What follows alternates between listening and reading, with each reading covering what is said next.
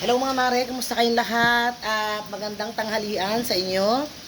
At bago tayo magsimula ng ating session, ay gusto ko munang i-shoutout at pasalamatan yung sponsor ng aking apron, si Labilyn Leonardo. Yan ay kaklasiko. At ito ibinigay niya sa akin noong kami ay nagkita-kits noong last year. Ayan. At ang menu natin for today's lunch is sweet and sour na galunggong na may kahalong tilapia dahil kulang yung stock doon, yung nakatinda doon, na nakadisplay doon na galunggong. So, sinamahan ko na lang ng tilapia. At ang gagawin natin sweet and sour ngayon ay yung isang version, yung ketchup ang sauce. Kasi dahil galunggong ito. Pero kung ito ay puro tilapia, ang gagawin kong version ay yung isang version ko ng sweet and sour. At na-prepare ko na mga maray ang ating mga sahog. Ito na ang ating piniritong isda. Meron pa akong piniprito doon, hindi pa ako tapos magprito. Yan, meron tayong bell pepper, may carrots. At ito, pang toppings lang yan, mga puting sibuyas na yan, at may kamatis. At hawang sibuyas at luya. Ayan, samahan niyo ko mga mare. At simulan na natin mga mare ang ating pagkisa ng bawang at sibuyas.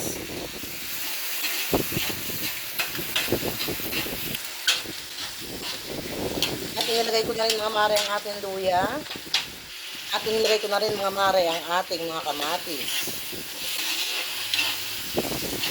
Ayan, at medyo tunaw na ang ating kamatis. Kaya ilagay na rin natin mga mare itong ating bell pepper at carrots.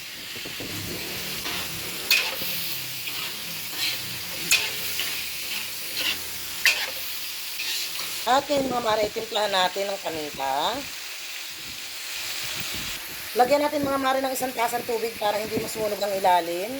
At lagyan din natin mga mare ng kaunting asin, kaunting betchin. At syempre mga mare, hindi pwedeng mawala ang bida ng ating kusina. Ang bida na may hatid na sarap, ang Magic Sarap. At ngayon mga mare ay ilagay natin itong isang bote ng UFC tamis anghang na banana ketchup. Dahil itong magiging sauce ng ating sweet and sour. Ayan, at pati camera ay umaalog. Ayan mga mare, na ilagay ko na yung lahat ng ketchup at nilagyan ko dito ng kaunting tomato sauce para sa lumami ang ating sarsa. At nakalimutan ko, kailangan pala natin timplahan ng suka mga mare. Ayan, at saka lalagyan din natin yan ng toyo. Ayan, lagyan natin ng toyo. At lagyan din natin mga mare ng kaunting asukal. Dahil maliit ang ating pantakal, so mga 3, 4, 5, depende sa inyong panlasa. At ngayon mga mare, pwede na natin ilagay ang ating mga isda. Unahin na natin ang tilapia. Ayan, 4 na piraso lang yan. At isunod na rin natin ang mga galunggong na ito. Ayan, at malapit ko nang hanguin ang aking niluluto mga mare na sweet and sour na galunggong with tilapia. So ngayon ay ibuhusan natin mga mare itong mga white onions. Ayan mga mare, at yan ay hahanguin ko na. Ayan mga mare, at dito ko natatapusin ang aking video at maraming salamat sa inyong pagsama sa aking tagluluto. Have a good day mga mare, bye!